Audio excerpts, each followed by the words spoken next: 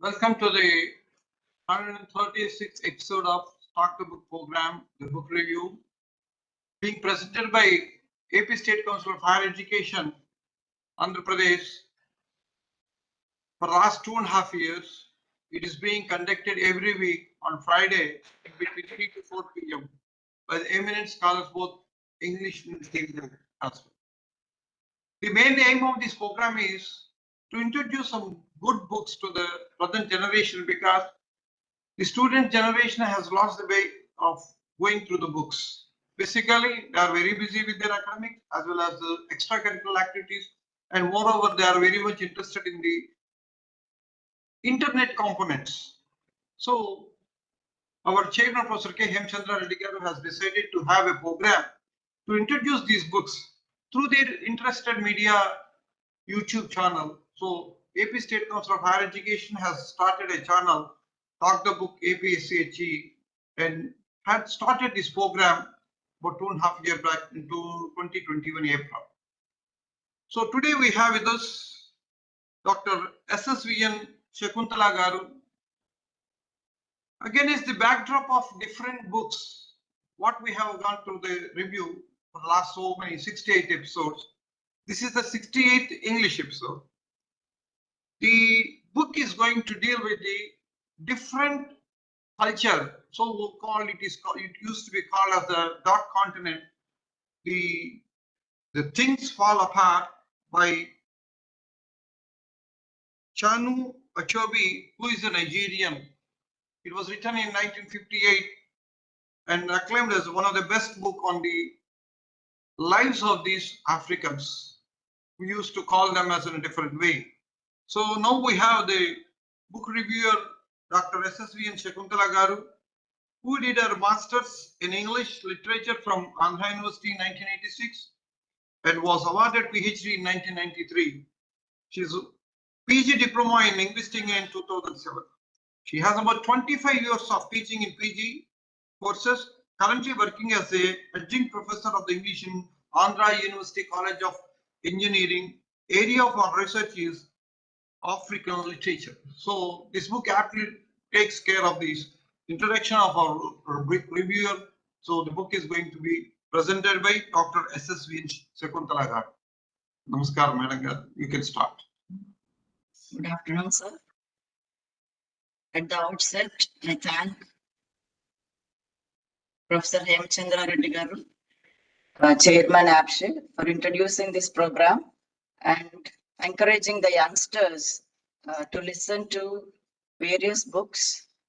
As you said, they have lost the habit of reading books. It is a platform for them to learn or to listen to the reviews of different books, so that it will ignite interest in them, it will inspire them to read books.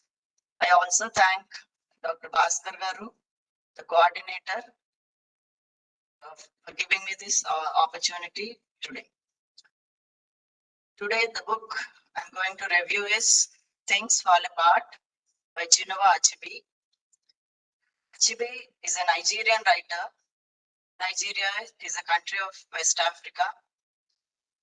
And this book is regarded as the magnum opus of Achebe, and throughout the world, it is regarded as a model African novel in English, which introduced Africa to the entire world from a different perspective.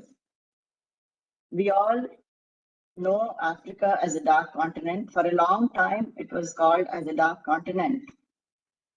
But this book is like an eye-opener for all those who never knew anything about Africa. It is rated or listed in Times 100 Best English Novels between 1923 and 2005.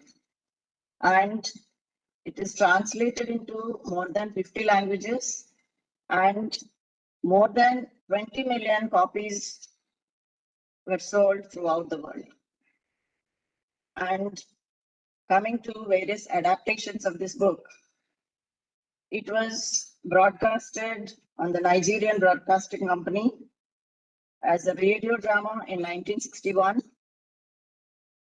where another important Nobel laureate of African literature, Wole Soyinka, played a supporting role, and it was filmed in 1970, and a mini series on Nigerian television came in 1987, and it was performed on stage in 1999. And in 2019, very recently, when a song was written honoring Nelson Mandela, the title of this book, Things Fall Apart, was used in that song. Specifically, these words were used in that song to honor Achebe and to honor Nelson Mandela. So this is the history, rather, this is the backdrop of the book.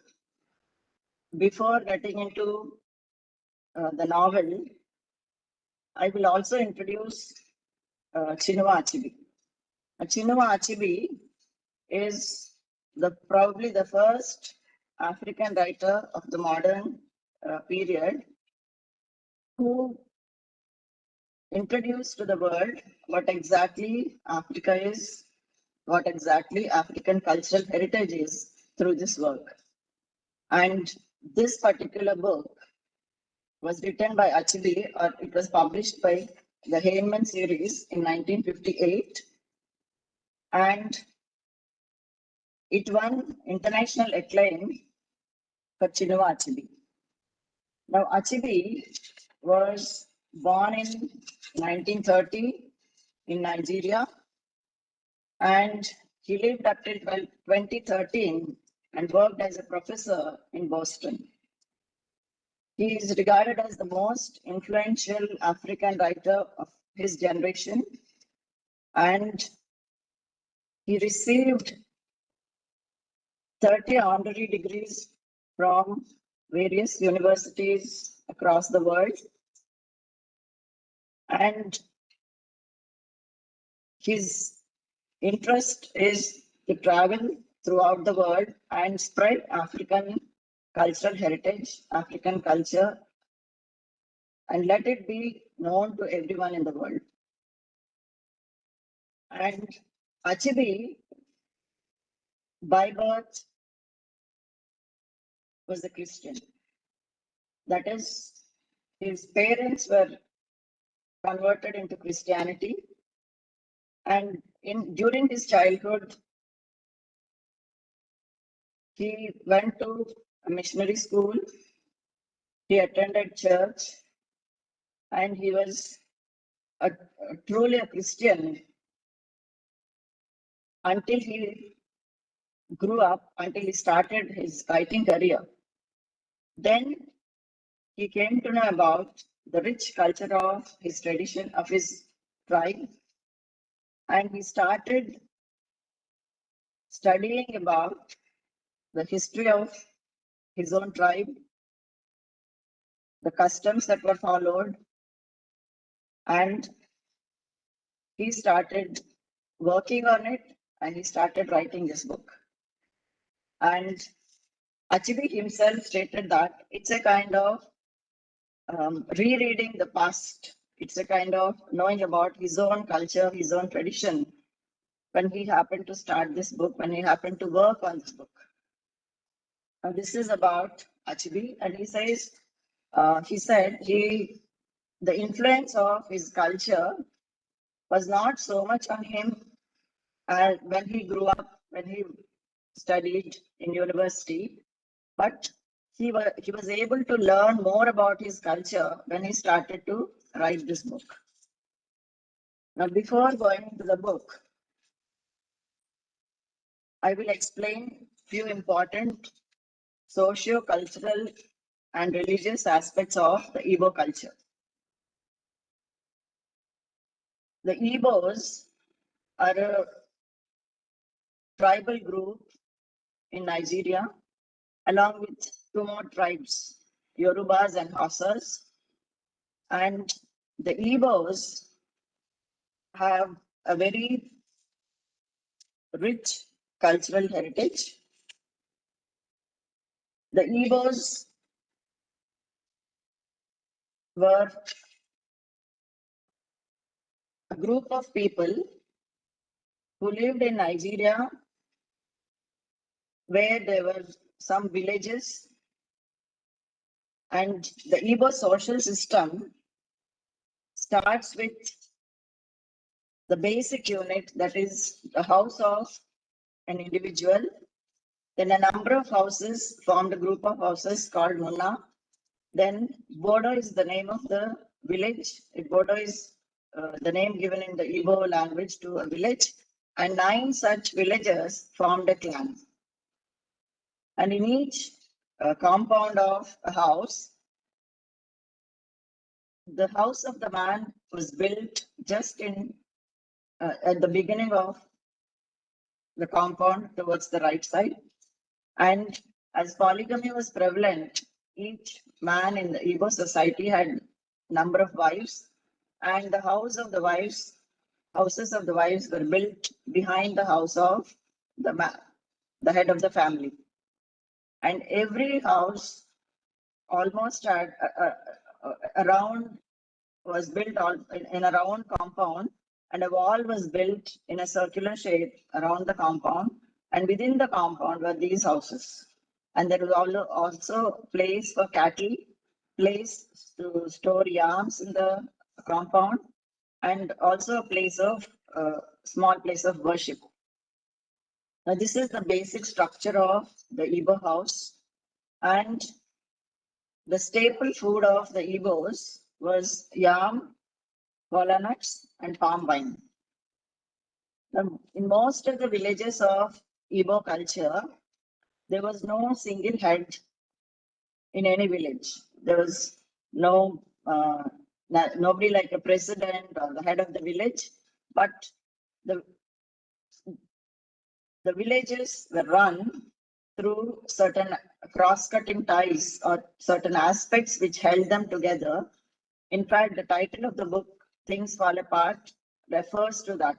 The things that held them together, what are the things that held them together, and what are how did the things fall apart? That is the main crux of the novel. And what is the reason for things falling apart? How did British colonization affected the Igbo society? All these form the plot of the novel. Now, coming to the aspects that held the Igbo society together, especially in the pre-colonial situation, before colonization, there were certain aspects which held them together. First of them is age groups. That is, children from the time they grow up were divided into different age groups. Age group of 0 to 5, or say 3 to 5, were sent to local schools for their local schools run by their grandparents or old people in the village. And from the age of 5 to 8, boys were given certain tasks to help their fathers at home. Girls were given certain tasks to help their mothers at home. From the age of 8 to 16, boys were sent to rigorous training to become good archers, good athletes, and good wrestlers, to save themselves and to save the village, and also to live. Now, by the age of 16, both boys and girls were brought up and taught all the skills that were necessary for their livelihood. And from age 16 to 25, a boy is expected to settle in life on his own. Father helps him only by giving him some yam seeds and building a house for him. But he has to start his life on his own. A girl also has to be prepared to get married and live or lead the house, run the house on her own. From the age 25 to 40, that is called a different age group where a boy enters manhood and men between 25 and 40 generally belong to the group where they run the village, they participate in all the activities of the village, they form part of the group of elders, they participate in wars, they participate in all discussions, and they should be ready to accept any challenge in life. And from the age of 40, men generally become members in council of elders, and women have women's associations, and there is marriage system which is very peculiar.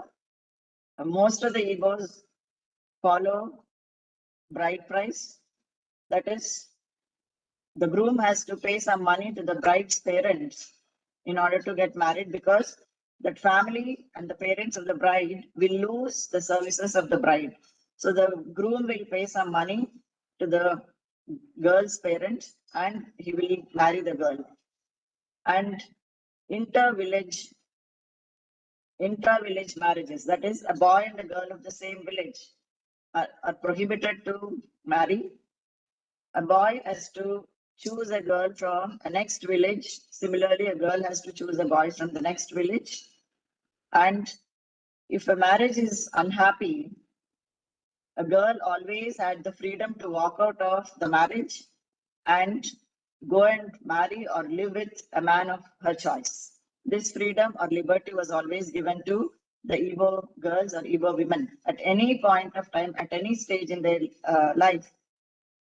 If a girl was not happy with her husband, she had the freedom to walk out. And if a man beats his wife, it is regarded as a crime, and that man has to go and present himself in front of the elders and face the trial, accept the punishment, either in the form of fine or feeding the entire village, whatever punishment was given by the group of elders. But if a woman beats her husband, it was not a crime. It was not regarded as a crime. So these are all certain things which made the society function in a very smooth and effective manner, despite a particular head, despite a head to each and every village. So whether it is a hero, a warrior, whether it is the son of a great man in the village, or whether it is a common man or an ordinary man who committed a crime or who violated any of these rules, was treated equally in front of the justice system, which was again carried out by a group of 9 members called secret society. And these 9 members are chosen from the 9 villages of the clan. So this was how every system, either it was the social, cultural, political, or judicial system, rules were framed long ago by the elders and they were strictly followed. So these are all the different aspects which held the Igbo society together in the pre-colonial era. And coming to their religion, the Igbos worshipped, there were 3 types of worship in their religion. They worshipped their ancestors, they worshipped the public deities, and then they also worshipped what is called their personal god or child. And all the Igbos believed in the existence of a supreme god called Chukwu, who is omnipresent, omniscient, and omnipotent, who has no shape, no shrine, but who is in charge of or who controls all the other deities. Apart from Chukwu, they worshipped earth goddess called Ani. They also had other gods and goddesses. They worshipped the goddess of the trees, goddess of the rivers, hills, and apart from all these, they believed in oracles and shrines.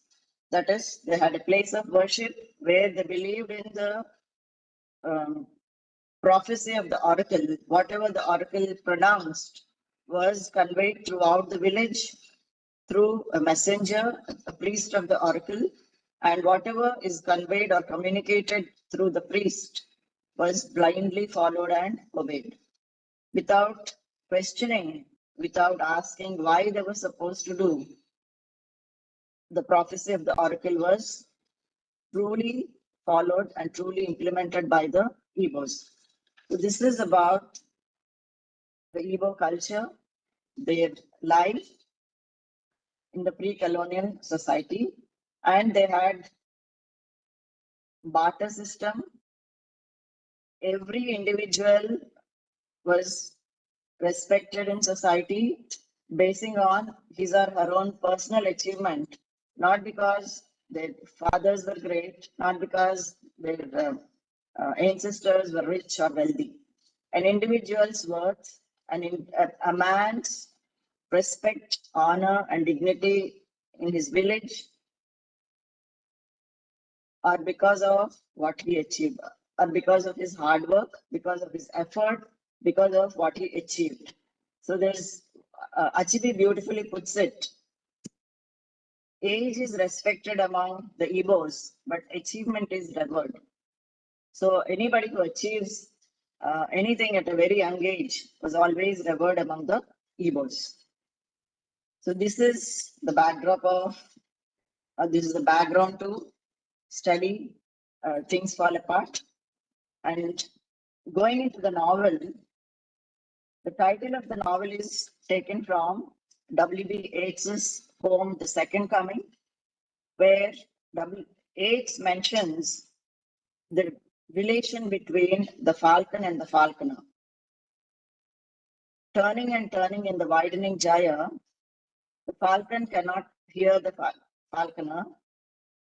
Things fall apart, the center cannot hold, mere anarchy is loosed upon the world. This is the stanza from which Achebe chose this title. Just as a falcon keeps listening to its trainer, and as it goes up and up in the spiral movement, loses touch with the trainer and loses its way. So also, as long as the Igbo society followed all the aspects that held them together, the cultural, social, and political aspects that held them together, as long as they followed, there was no disturbance, there was no chaos, there was no disorder in the society. But with the advent of the British colonizers in mid-19th century, there was disturbance, there was a kind of misunderstanding between the new culture and old culture, and this resulted in some kind of disturbance in the Igbo society, and which ultimately led to the downfall of all the things that held them together. So this is about the title of the novel. Now coming to the novel, it is divided into 3 parts. Part 1 exclusively deals with the Igbo customs and traditions that are truly followed, that is the pre-colonial Igbo society. Part 2 and Part 3 are devoted to the colonization, the aftermath of colonization, and how the Christian religion, along with the missionary education, slowly entered the Igbo society, and what are the changes that took place because of this. And coming to Part 1, we are introduced to the hero of the novel, that is Okanko. He is a great warrior, a great wrestler, who at the age of 18 defeated a great wrestler of the past. I mean, who was a great wrestler by then. So at the age of 18, Okanko defeated that man. And Okanko was obsessed with success. The reason for this is his father. Okanko's father was a failure in life. He was unable to achieve anything in life because achievement matters a lot. Individual achievement matters a lot in the Igbo society. His father was a failure from the standards of Igbo society. He could not get a second wife. He could not earn anything for his children. He could not give either a barn or a piece of land or yam seeds to his son. He borrowed money from any person in the village. He did not repay the money. He was a debtor. And above all, he was afraid of participating in war. He was afraid of blood. He was weak, both physically and psychologically. He never worked in the barn, in the farm. And people said that when he went and approached the oracle, he went and approached the shrine and approached the oracle. The reply was that go and work like a man. So he never worked like a man. Looking at such a father, Ocampo was ashamed to be called his son. And from his childhood, he developed a kind of obsession to become successful in life. So to achieve that, he never exhibits any emotion outwardly except anger. And in the first page itself, Achebe gives a detailed description of Ocampo, physical description of Ocampo. Ocampo is tall, with bushy eyebrows, and whenever he walked, he always walked on his toes as if he was going to pounce on somebody. And he did pounce on people because he had a little stammer, and whenever he could not speak, he used to pounce on others with his fist. So this is the character of Ocampo, and psychologically, he is obsessed to become a successful man in life. For that reason, he was very strict towards his wives and children. Very often, he used to beat his wives, beat his children, and he never showed any emotion towards them except anger. And this is the character of Ocampo. But as the novel opens, we can see Ocampo as a successful man, as a great warrior, and becoming, already he becomes one of the council of elders, one of the important persons in the village. He's also part of the 9 members of the secret society who pronounce judgments in any judicial matter. So he is such an important person throughout Moafia, that is throughout the 9 villages of the clan. And after achieving so much of success, he also is presented by Achebe as a man who is completely devoted to the tradition, who is a blind adherent to his tradition. And as part of the tradition, a young boy called Kemefuna is brought from another village to Ocampo's village and is given shelter in Ocampo's house. Ocampo has 3 wives and 8 children, and this young boy is brought as a compensation to homicide committed by his father. Among the Igbos, homicide is another severe crime. Homicide is, it can be either male or female. Male homicide is when a person kills another person intentionally with a pre-plan. Female crime is when unintentionally, inadvertently, somebody kills another person of the same clan. This boy's father took part in killing a woman of Moafia. So as a compensation, a young girl and this boy were brought from that village to Ocampo's village. So he takes shelter in Ocampo's village, Ocampo's house, and 3 years pass by.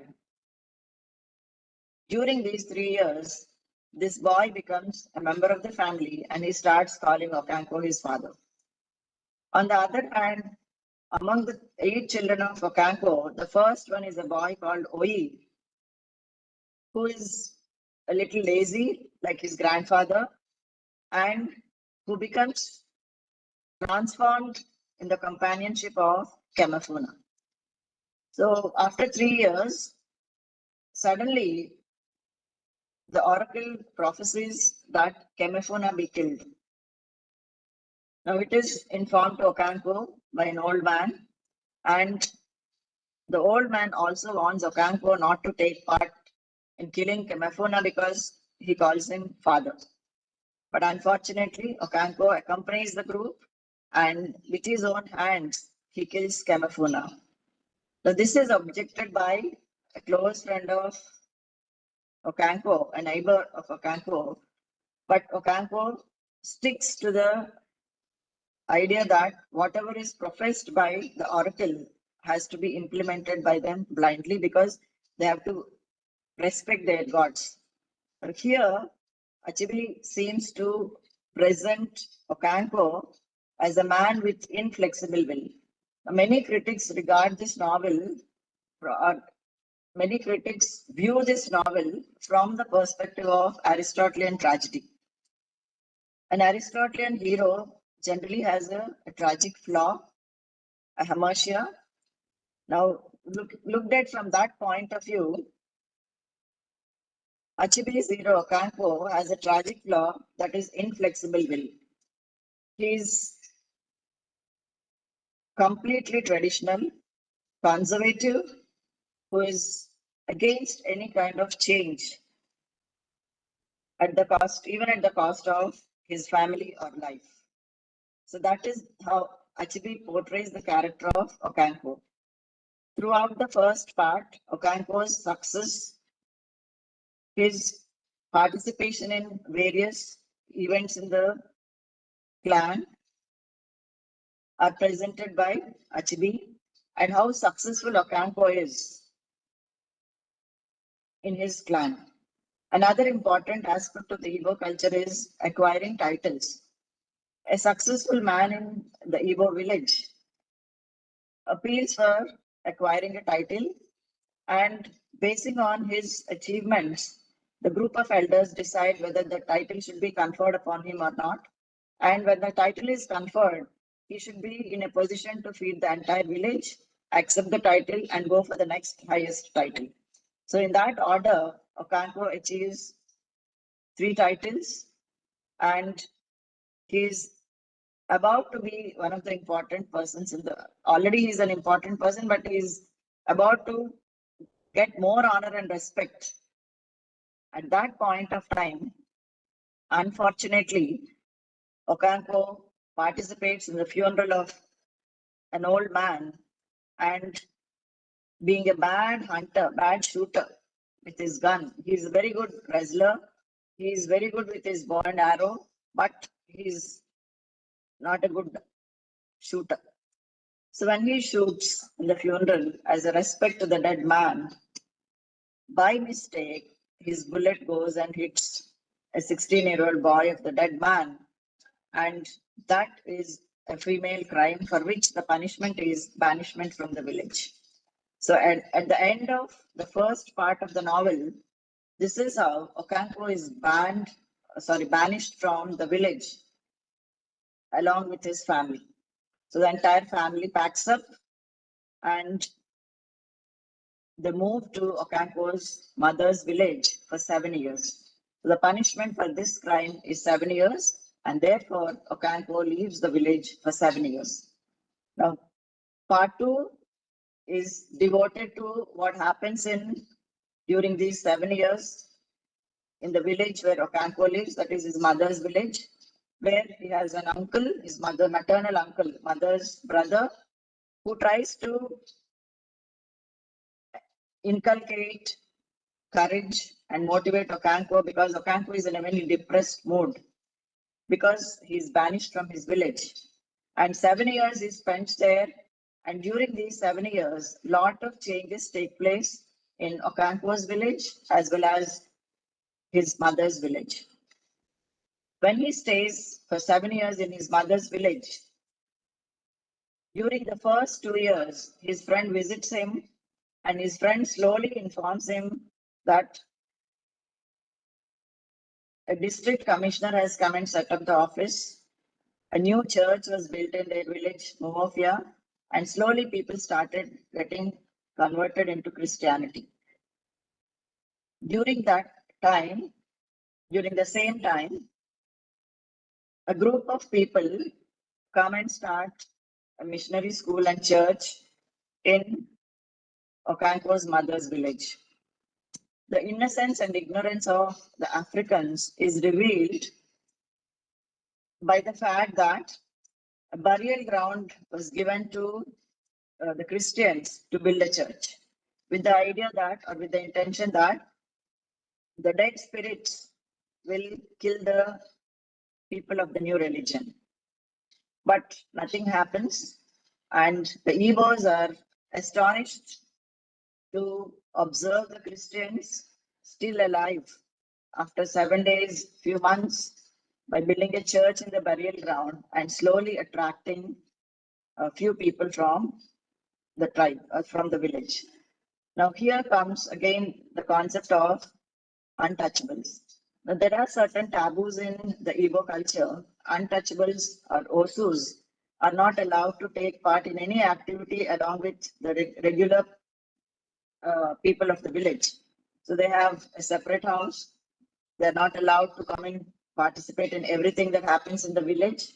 Similarly, women who give birth to twins are also not allowed.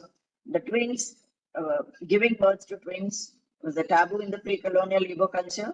So the twins were abandoned in the forest and the women had to bear the loss. So this was how all those who faced the brunt of the Igbo culture and traditions slowly started moving towards the new religion and they accepted and they joined the church. This was how second part is devoted to how the Christian missionaries come and establish churches and schools and request these Igbos to join them and how slowly conversions take place. At that point of time, Achebe's friend comes again and informs that his first son, Oi, also is converted into Christianity. The boy who was lazy, the boy who became close to Kamafuna, gets disturbed because of the death of that young boy, and he was unable to accept or take in certain customs and traditions which are not good for them. As a result, he becomes a rebel child and he joins Christianity. He accepts the new faith and he starts going to church. So Achebe, when he comes to know about this, kicks him out of the house, literally beats him and sends him out of the house. And he goes and joins the new religion, saying that I have no parents, I have no father, I have no family.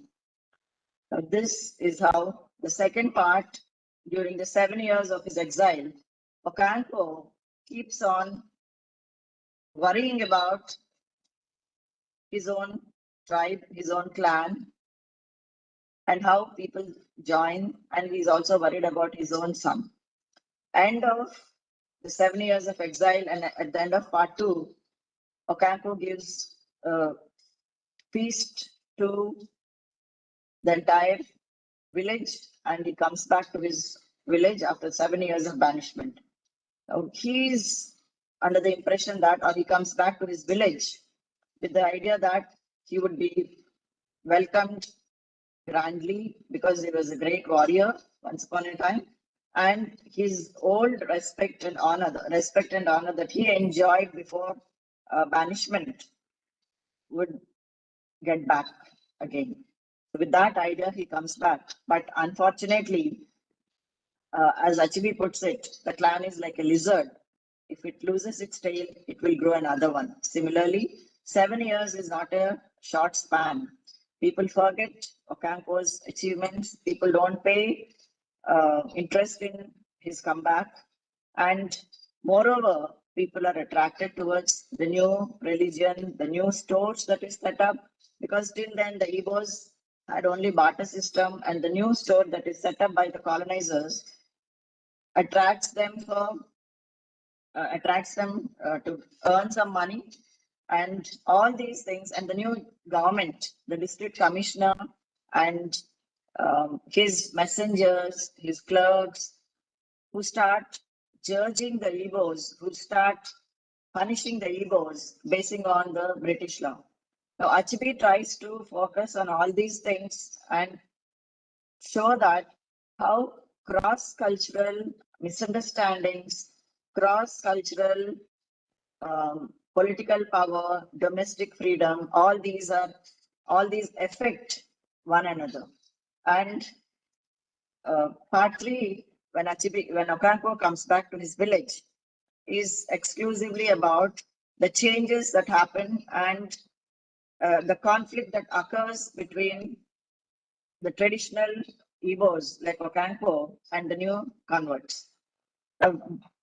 As a part of that clash, a conflict that occurs, Okanko, along with 5 other villagers, was imprisoned by the district commissioner in his office. And to release them, the commissioner orders 200 bags of cowries to be paid. And this is informed by the messengers to the villagers as 250 bags of cowries. That is, Achebe also tries to point out certain facts like how bribery was introduced by the colonizers, which was not known to the Igbos, and how selfishness was introduced to the Igbos, who were who purely led a kind of communal life. So all these factors ultimately lead to a meeting among the villages. The entire clan, all the 9 villages, were called for a meeting to decide on the future course of action regarding what is to be done with the district commissioner and the new government, because they imprisoned their leaders and what action is going to be taken. While the meeting was going on, the commissioner sends his messengers to stop the meeting. Then Okanko, standing behind all the crowd, suddenly looks at the messengers. Before the messengers come and deliver the message, he stops the head messenger and he cuts the head of the man. Immediately, he expects a kind of support from his villagers by catching hold of the other messengers and killing them. Instead, he hears the murmur of his people. Why did he do it? So he wipes his sword and he goes home. And the last chapter opens with the district commissioner arrival to Okanko's compound, asking for who Okanko is, because Okanko killed the messenger, the head messenger, and the commissioner comes to punish Okanko. Now, by then, Okanko's friend and neighbor take the commissioner to where Okanko is, and behind his compound, Okanko's body is seen hanging from the tree. That is, he committed suicide. Now, the novel ends there. The district commissioner says he already started writing a book by then, but he thinks that this is a kind of a different experience because he has been recording his experiences with the primitive people, he calls them, the primitive people of the lower Niger area, where they live, about their customs, about how they live in a very uncivilized, barbarous conditions. He starts recording all these things and looking at Okanko's body and the way he died. He thinks that the story of this man who killed a messenger and hanged himself can be included as a chapter, and immediately he thinks, no, not even a chapter, a paragraph should be enough to write about the experience of this man. But on the other hand, Okanko's friend says that they can't even touch the body because committing suicide is an abominable sin among the Igbos. If a man commits suicide, his body is not to be touched by the people of his clan. He is to be buried by people from a different clan or village. No one touches his body. In such a horrible condition, in such a horrible situation, they feel that Okanko a great hero like Okonkwo committed suicide or killed himself only because of the colonizers. So this is how the novel ends, but there are different themes and aspects that are to be discussed.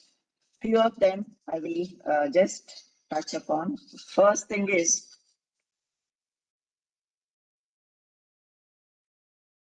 how the colonizers established or introduced a new religion, a new justice system, a different culture altogether without understanding, without trying to know what the Igbos do or what the Igbos follow about their customs, about their traditions. And um, many critics pointed out that Achebe neither criticizes nor praises his culture. In a similar way, he neither criticizes nor praises the new culture. It's a kind of um, an even-handed treatment of both the cultures. He just presents the facts and he never tries to support either the colonizer or the natives. And it's regarded as a post-colonial novel dealing with or exploring the themes of justice, freedom, equality, and cross-cultural conflict or misunderstanding. And it is also regarded as a novel which deals with the concept of anthropomorphism. That means how through traditional folk stories, Achebe tries to present birds and animals and attribute human qualities to them. There are many folk tales that are narrated by the mothers to their children. Stories of a mosquito, story of a tortoise, story of a duck and a kite, and um, the story of a kite and its mother is very important, is very apt because one day the mother kite tells the baby kites to go and get some food for them. The baby kite first goes and gets a duckling. And as it gets, the mother kite questions it. What did its mother say? What did the duck say? Then the baby kite says, its mother was silent. Then the mother kite says, there is something behind that silent. So you shouldn't trust a person who is silent. So go and return the duckling back and get something else. Then the baby kite gets a small chick. Then when the mother kite questions, the baby kite says, when I was getting this small chick, the mother was raving and ranting and shouting at me. Then the mother kite says, there is nothing to fear from a man who shouts, or from somebody who shouts. But this is given as an example of how a particular village was entirely wiped out because when the first white man arrives on a bicycle, the villagers, believing in the prophecy, kill that white man and tie that bicycle to a tree. Now, after 3 days, group of white men come and shoot at entire village. That is, all the villagers are killed, and that was how the clan is entirely wiped out. Now, when this was narrated to Okonkwo's uncle, that old man says, this is what they were fools because when the white man arrived, he did not say anything, he did not do any harm. And when they killed him and tied the bicycle, that is the fault of the people of that village. Like fools, they did it. So, through this story, Achebe tries to convey certain incidents which occurred and which led to conflict between the two cultures, that is between the colonizer and the colonized. And another important aspect is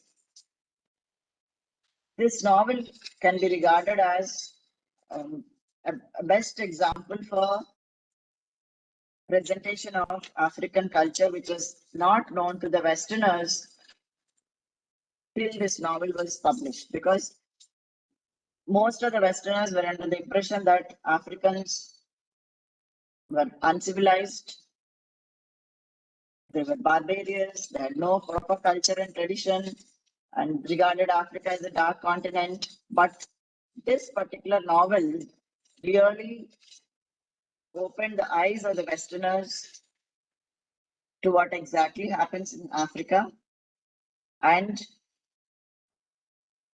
it was Obama who said that it is a true classic of world literature, and it is a masterpiece which inspired generations of African writers, because Achebe was the forerunner, he was the pioneer in introducing African literature, African culture, and Africa's world to the rest of the world. And many African writers followed the footsteps of Achebe and started presenting about Africa and its culture through their works. And it's a novel about Africa's violent encounter with Europe.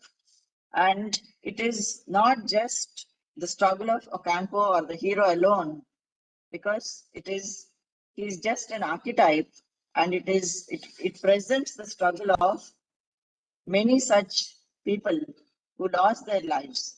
And at the same time, it explores Ocampo's life as a man who lost his life. He's a warrior, but he was not defeated in the war field, but he was defeated in the existential crisis. Now, that is the way that is the problem of Ocampo.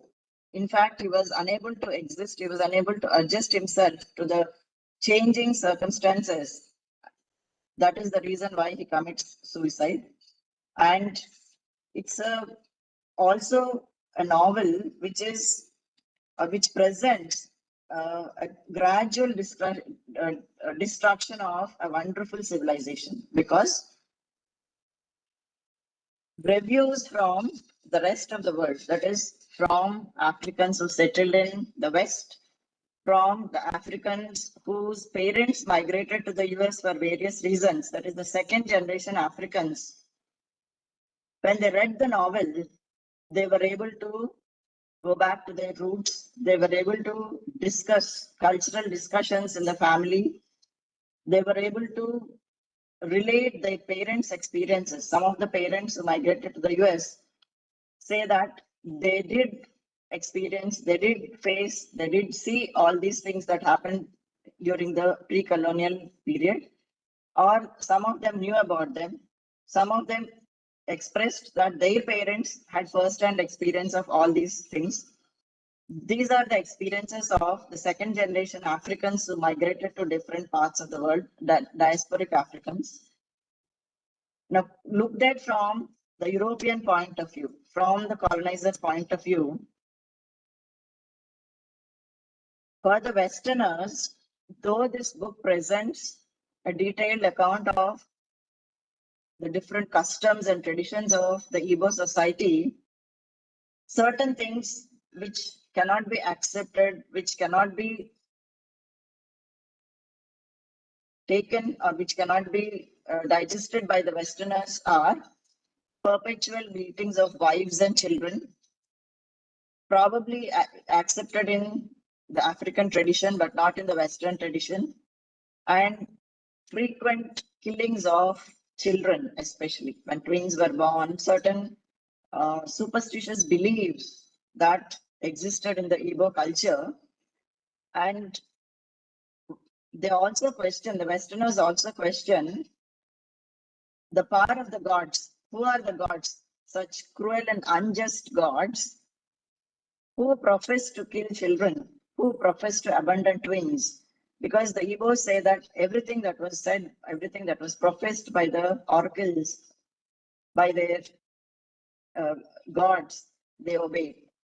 Now, the Westerners, some of them question the cruelty of the gods, and also it is about the arrival of the colonizers. Due to the arrival of the colonizers, they feel that such traditions or such superstitious customs and beliefs were slowly replaced by the new religion, the new God, and the new beliefs. Similar is in this context, I would like to extend this to the Indian situation where we too had certain customs like sati, child marriages, widow remarriages were not allowed. Probably because of colonization, India also had seen a transformation or a change from such customs to the Western customs of education, values, and society. And the colonizers introduced a new religion, new custom, but misunderstandings occurred everywhere. And Westerners believe that women lack freedom and power in the Igbo society. There was no domestic freedom, polygamy was there. All these are problems looked at from the Western perspective, but looked at from the African traditional perspective. Women also had freedom. They had their own associations. Every woman had freedom to walk out of the marriage if she was not happy. Women grew crops on their own. Women ran houses on their own. Women attended markets. They sold whatever they grew in their farm. So women had freedom, but at the same time, they had to face certain problems. But no woman complained against polygamy because according to the Igbos, as per the Igbo customs, a woman had to encourage her husband to get a second wife, or if the man was not willing to get a second wife, it was the duty of the first wife to get a second wife. So when they lived in such circumstances, probably it was not unusual for them, but from the point of view of the Westerners, this may appear something new, something different. And this is about the novel Things Fall Apart. There are many other issues. As we probe into the novel, as we discuss, there are many issues which can't be covered, which can't be completed in 1 hour because it's such a beautiful novel. It presents such a wonderful picture of the African, pre-colonial African society. Of course, now Nigeria is completely changed. And as one of the second generation settlers or NRIs, or you can say diasporic Africans say, it is very difficult for them to go back or even to know about their culture if this book is not there, because this book really helps even the present generation Africans to know about their culture, to know about their rich cultural heritage or rich culture and tradition that was followed in the pre-colonial society. So this is about the book, and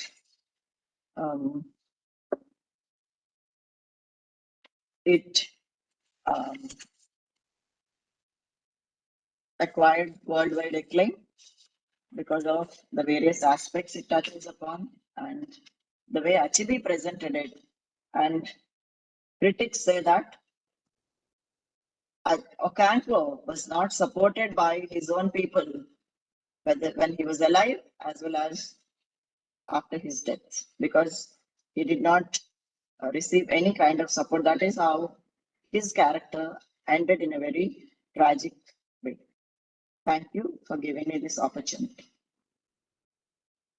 Thank you, Madam Garan, because you have given a beautiful information about the unknown world. Yes, sir. Actually. Unknown world, because only last 20 years only we are able to get some literature on this African mechanism, African civilization, African customs and traditions. So even after this, which was about 1958, about 65 years old, this is. So yes. Thank you for presenting a beautiful book for our students to have some introduction of the African literature as well as the African civilization and the culture and traditions and other things.